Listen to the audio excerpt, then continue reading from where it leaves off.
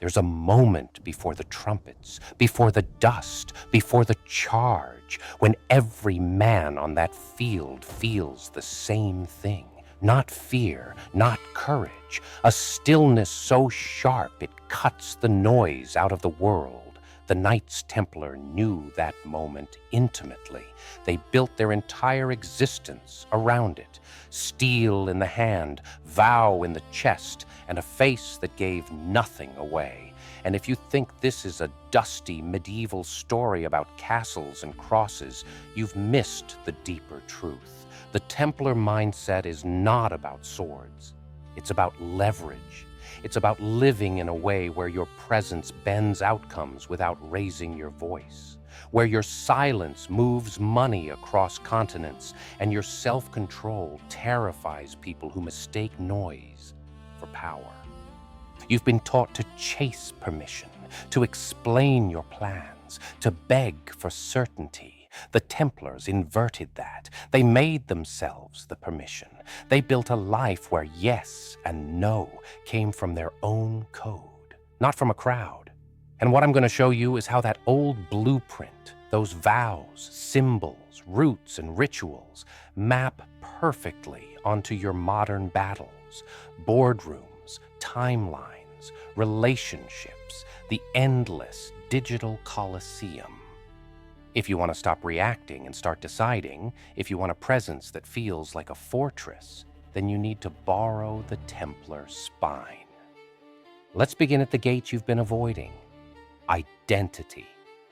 The Templars didn't have a brand. They had a vow you could see from 100 paces. White mantle, red cross. Clean, uncompromising. Not because it looked cool on a tapestry, but because it did something deeper. It collapsed hesitation. When a Templar rode into a town, there was no guessing game. The garment did the speaking. We keep our word. We are dangerous in one direction and reliable in the other. You couldn't bribe that fabric. You couldn't negotiate its meaning. It told you what was about to happen, and once a garment can do that, the man inside it becomes myth. You do this every day and don't realize it. You scroll through a feed, you walk into a room, and before you open your mouth, you've already announced 1,000 tiny abandoned vows. The Templar mindset cleans all that. One symbol, one sentence you're willing to be measured against when it gets expensive. I finish. I protect my time. I don't answer to chaos. You don't have to embroider anything on your chest, but people should feel it as if you did. If your calendar, your language, and your posture don't match that vow, you've already lost the stillness before the trumpets. You're just rattling inside borrowed armor. The second gate, discipline that looks like serenity. Everyone imagines knights swinging wildly with fire in their eyes. That's fantasy. The Templar advantage wasn't rage. It was interval, distance, the refusal to fight every battle put in front of them. They knew that patience wins more territory than passion, not because patience is gentle, but because it's lethal over time. Think of your day. Requests, pings, invitations to explain yourself, perform for strangers, prove your sincerity. Each one is a peasant throwing a stone at a fortress wall. If the garrison sprints out every time to chase the thrower, the castle falls from the inside. The Templars learn to let the wall take the hit. The stones don't matter. The structure does. You reinforce the structure, morning rituals, precise windows when you decide, unbreakable endings, clean stop times. People will call you distant, cold, rude. Accept this. The castle is not there to be liked. It is there to make your time sacred. Third gate, the audacity to operate on two planes at once. The Templars weren't just fighters. They were logisticians. They drew invisible lines across nations where faith and finance shook hands in private. Protection for pilgrims on the surface. Deep accounting underneath. Contracts in a world that still believed muscle-beat mathematics. That's the move nobody expects from you. They see your visible talent and think they know your game. They don't. Because while you're performing in daylight, you're building the roots at night, systems that move effort, reputation, and capital with or without you. If your work vanishes when you shut your laptop, you don't have a system. You have a Sabbathless fire. The Templars didn't ride with gold in their saddlebags. They rode with trust that could cache itself anywhere they'd drawn a line. Do the same. Turn favors into written protocols. Turn applause into distribution. Turn a one-time win into a chain you can pull when you're asleep. You're wondering, what about enemies? What about smear? Rivalry, betrayal, the quiet knives people throw when they can't touch you openly. The Templars understood that too, not through moral perfection, but via predictable reactions. When a Templar was attacked in public, he didn't sprint to the town square to announce innocence. He let the order speak. The silence of many voices can be louder than one man's defense. You think you need to fight narrative with narrative. You don't. You fight narrative with structure, a chain of people who benefit from your continued existence, a rhythm of delivery that embarrasses accusations simply by arriving on time. Most whispers die, not because you crushed them, but because you ignored them long enough to make the whisperer repeat himself. And nothing looks weaker than repeating the same grievance to a silent house.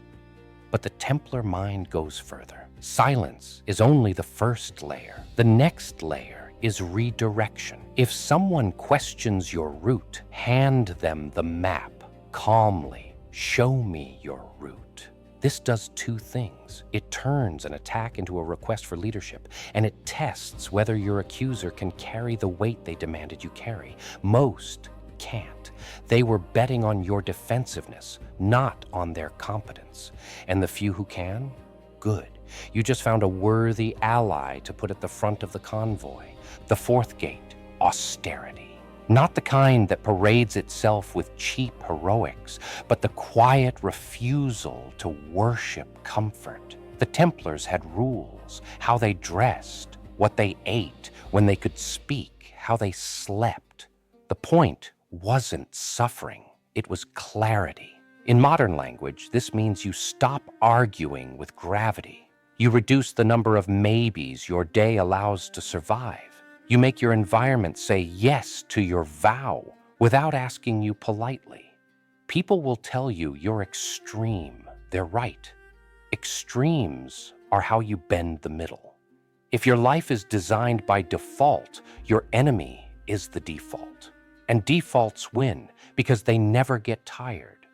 Your vow has to be stronger than autopilot.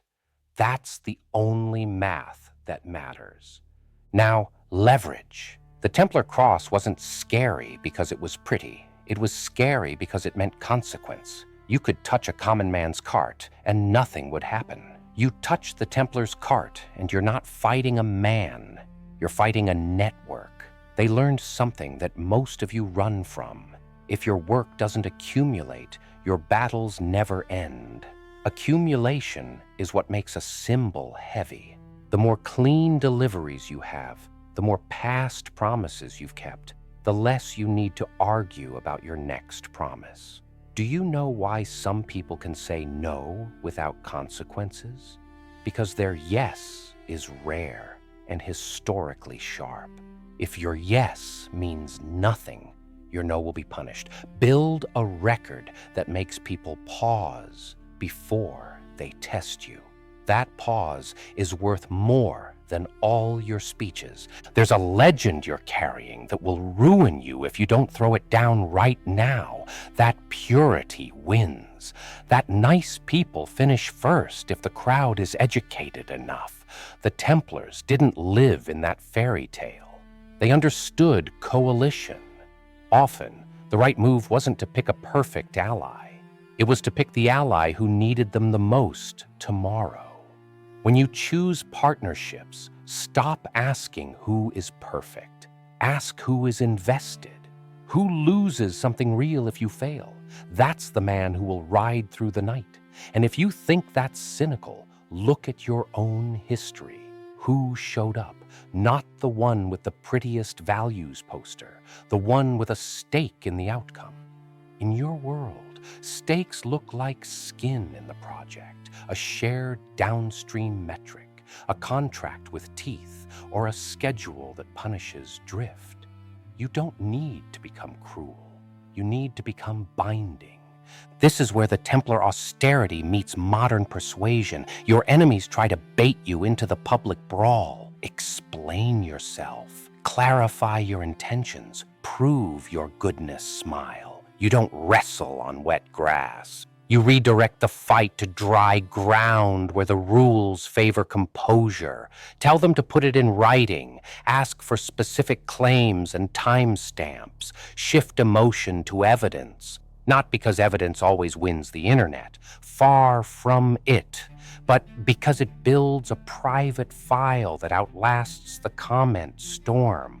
A Templar ledger wasn't sexy, but it could move a kingdom's worth of coin. Build your ledgers, quiet proof that you keep your word, that you deliver, that you warned when others laughed, that you didn't flinch when the weather turned. When the public asks for fireworks, your ledger hands you thunder later. Let's talk about fear, not being afraid, making others cautious. The Templars were terrifying, not because they were loud, but because they were predictable in the one way that matters. If you crossed a line, responses arrived. There was no theater, just consequence. Your life needs lines like that. Lines you whisper once and never debate again. I don't reschedule the first meeting. I don't answer after midnight. I deliver on Fridays. You don't scream these into a policy PDF no one reads. You live them. 2 breaches, total, and then you act. People will test you. They have to. They're mapping your fortress. Every time you hold the line calmly, silently, you redraw their map. That's how caution spreads. Not through memes, through quiet stories other people tell about you when you're not in the room. Careful. He doesn't budge on that. Careful. She doesn't attend drama. Careful. If they say Friday, they mean Friday.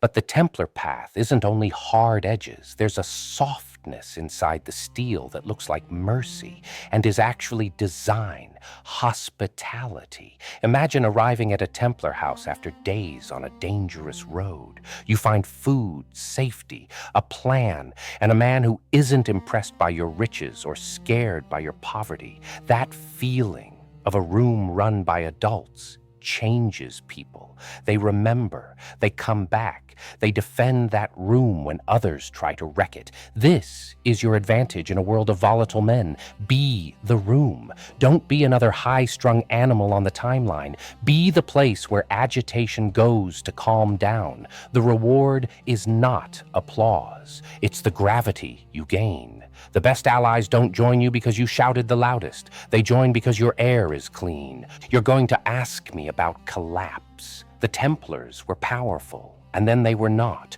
So what good is any of this if it can be taken away in a single decree? The answer is not nostalgia. It's geometry. Empires fall. Orders fall. But while they stand, they teach geometry. How to shape time, how to route trust, how to bind men without screaming. You're not here to cosplay a past century. You're here to steal the geometry and apply it. The lesson from their end isn't never build. It's don't mistake your structure for your soul. The vow can migrate. The symbol can evolve. A fortress can become a family, a company, a craft that outlives paperwork. If everything you are is tied to a single institution, you've built a cage. If your vow is portable, you can walk out of any fire carrying everything that matters. We've talked about vows, silence, systems, austerity, leverage, coalition, hospitality, consequence, and geometry. You think that's a lot? It isn't. It's one thing with different faces, composure, not a bland calm that says, I'm okay with anything, but a weaponized calm that says, I will decide what matters, and I will do it on time. You can fake this for a week. You can't fake it for a year. The only way is to make your life so narrow that your vow can hold it. That means quitting the performances that help strangers love you. It means training your body to recognize the shame of breaking your line. It means choosing quiet rituals over public theater. It means building roots for your work so you can deliver even when the road is closed. And it means teaching others how to treat you, once clearly, and then with action. Let me put you in a scene. Dawn, a town square. A petition against you is being passed around by men who never met you. A friend texts you the document. Your fingers heat up. Your mind starts building arguments. But you remember the vow, the line, the ledger. You check the claims. You note the times. You file what is real and ignore what is performance. You say nothing online. You make 2 calls. First, a partner who has stakes, asking them to verify the delivery dates you agreed on. Second, a client who actually uses your work, asking what they need this week and committing to it in writing. At noon, you send a clean, short message, delivering Friday per contract. No hashtags, no crowd-pleasing speech. On Friday, you deliver. On Monday, your partner repeats a story in a room you're not in. They never missed. The petition doesn't vanish. It sinks. Stories beat statements, and the story of a man who keeps his word is heavier than the story of a man who can write a convincing thread. Another scene. You're at a table. Someone with fast eyes throws a soft insult disguised as a joke. The old you tightens up. The new you, Templar spine, you sip water. Glance once around the table with a quiet amusement, and let the room carry the moment. If the silence stretches, you turn to the nearest competent person and open the floor. I'm curious about your take on the timeline. The room flips. The joke dies of natural causes. Later, someone tells you, I liked how you handled that. You didn't handle anything. You let the fortress wall do its job. You stayed inside. You didn't run out to chase a stone. You saved your cavalry for the only battle that matters, delivery. Another. Midnight, a small screen trying to make you feel urgent about something that isn't your line. You're tempted to answer. You don't. You sleep. In the morning, the problem is smaller. Half of the people who were shouting have moved on to the next circus. The ones still here are the ones you should talk to. You talk to them privately, specifically, with consequences that make sense. They leave with clarity instead of adrenaline. You continue your route. Here's the part nobody wants to practice because it's not glamorous. Maintenance. The Templars didn't wake up inspired.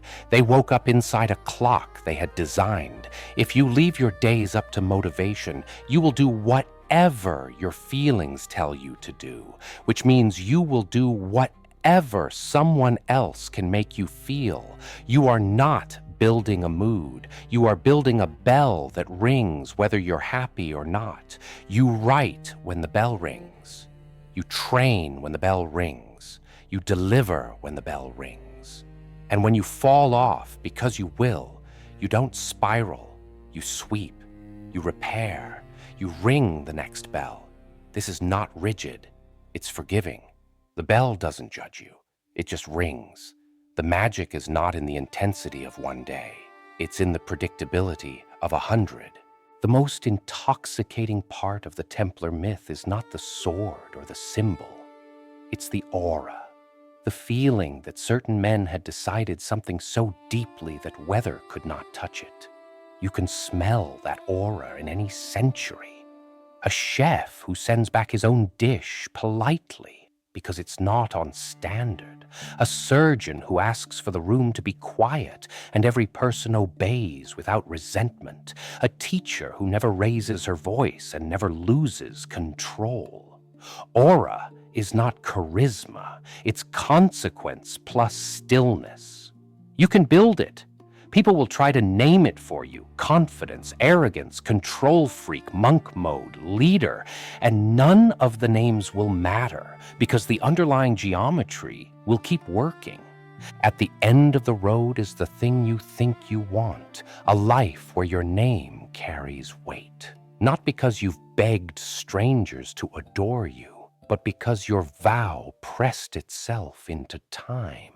But there's a deeper end. The Templars knew it, and they didn't put it on banners. The end is a day when you don't need to prove to yourself that you're serious. Your rooms are in order, your roots work, your no is accepted, your yes is rare. The blackmail of other people's moods doesn't land anymore. Crisis comes. You move like you moved yesterday and last week and last year. People call it stoicism or strategy or stubbornness. It's none of those. It's recognition. You recognize the moment before the trumpets, and you know that if you stand very still and hold your vow, the world will organize itself around that stillness. Not because the world is kind, because the world is weak for gravity. You will be tempted after this to make a list, to write a manifesto, to post a thread, resist. The Templar mindset isn't a poem to read on a good day. It's the wall you hit when you're tired and want to scroll instead of deliver. It's the quiet no you give your own mind when it invites you to perform for people you don't respect. It's the hand you withhold from your own panic when it begs to respond right now. If you need a ceremony, make it small. A piece of clothing you wear when you're on the route. A desk you keep clear no matter what. A phrase you say to yourself when you feel the old itch to chase every thrown stone. The wall can take it. Say it and mean it. That's discipline disguised as mercy because it saves the cavalry for where they belong. The decisive charge you only make 3 or 4 times a year that changes everything. And when you must speak, because sometimes you must, speak like a ledger reads. Short, dated, specific. Delivered Friday. We don't do rush work. Put it in writing. Not because you're above humanity, but because you respect it enough to stop playing with it. People will learn slowly that you are not for sale on Tuesdays. They will learn that you lead by silence until it's time to move, and then you move like a door slamming softly. They will learn that you don't threaten, you count. They will learn that when you say later, later arrives, and the ones who cannot live without chaos will leave you. Let them. Your fortress has limited rooms, and the road is long. In the end, you will have fewer friends than the loud man, fewer fans than the performer, fewer compliments than the flatterer, but you will have the one thing they trade away every day, an inner court that doesn't hold trials, it simply runs. You won't be equal, which is the real crime in our age. You will be consistent. And consistency is heresy to the mob because it can't be baited. That is why the aura grows. Not because you do exotic things, but because you do simple things on time while everyone else burns out trying to be extraordinary for a week. This is the Templar mindset, translated without cosplay. Choose one vow, visible from 100 paces. Build a wall that can take stones so your cavalry stays rested. Draw routes under the surface so your work moves when you sleep. Let silence do your anger's work. Replace audiences with ledgers. Bind men with stakes, not slogans. Make consequence predictable. Keep a clean room where agitation loses. Wear austerity like a private smile. And when collapse comes, as it always does for anything that grew, walk out calmly with your vow in your pocket and start again. You don't need a sword. You need a schedule heavy enough to cut through noise. You don't need a banner. You need a presence that makes people lower their voice. You don't need to convince strangers. You need to become very difficult to move. If you do that, if you hold the stillness before the trumpets instead of trading it away for cheap applause, you'll feel something change. Mornings stop arguing with you. Evenings stop accusing you. The day becomes a road again, not a crowd. You'll ride it like a man who knows where he's going. And when the world tries to pull you into the square to confess your weaknesses to people who don't care, you'll smile and say nothing. Not because you're scared to speak, because your life is already saying it better than you ever could. Here's the quiet trick that unlocks all of this. You're waiting to feel like the sort of person who can live this way. That person is never coming. The vow creates the person. The route creates the rider. The bell creates the discipline. You make one decision, just one, that looks small and feels too strict. You keep it for 7 days, then for a month. Then you stack a second. You don't post about it. You don't ask for witnesses. And a year from now, someone who used to bait you for sport will hesitate before sending the message. They'll think he won't answer. That hesitation is your new weather. You can plant crops in it. You can raise a house. You can build a life that doesn't flinch when a stone hits the wall at noon. And that's the whole point. Not to become a statue. Not to become a saint, to become unavailable to chaos, to turn your time into something other people can lean on, to make your presence a kind of architecture that calms rooms down, even when you're not in them. Not because you're performing serenity, but because you've removed everything that would threaten it. Your enemies will call it arrogance. Your friends will call it maturity. You don't need to name it. Work it. Let the stories travel without you. Let the cross be invisible and undeniable at the same time. Let the trumpets blow for someone else. You already moved at dawn. When the dust rises and the market panics and the dinner table heats and the feed goes red and the invitations to explain yourself come flying, remember the geometry. The wall can take it. The vow can hold it. The routes will carry it. The bell will ring again tomorrow. You will deliver, not because the world deserves it, but because you said you would. And when you do, in 1,000 small rooms you'll never see, people will lower their voices when they say your name. Not out of worship, out of relief, out of the quiet knowledge that in a civilization of mood swings, somebody decided to be a road. That's how the Knights Templar mindset survives without a horse, without a banner, without a charter. Not as nostalgia, as a decision. The decision to be so composed, so precise, so consistent that chaos gives up and goes looking for easier prey. You can start this afternoon. You don't need permission. You don't need new gear. You just need to stop sprinting out of the gate every time a stone hits the wall. Stay inside. Let the fortress work. Save the cavalry. And when you ride, ride to end it. Because that's the secret no one tells you. The man who knows when not to charge is the only man whose charge ever matters. The rest is noise. The rest is smoke. The rest is a petition nobody reads in the long run. Hold your vow. Sharpen your roots. Keep your room clean. Speak like a ledger. Move on time. Let the world test the wall. It's built for this. So are you.